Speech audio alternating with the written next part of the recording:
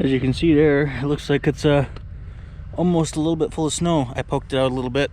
It's all just loose stuff in there, so we'll go ahead and give this a start.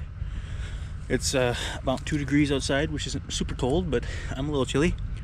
And it's about 10 o'clock at night, and this truck has been sitting, well, for about 3 days, I think, not plugged in, so we'll give it a shot.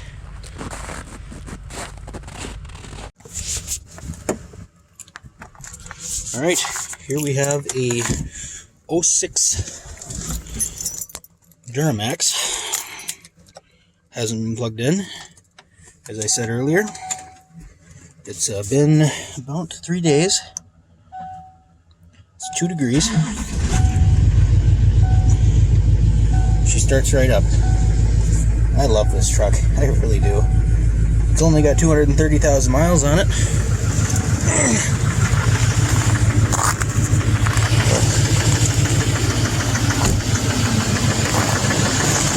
She don't sound happy, but she's running.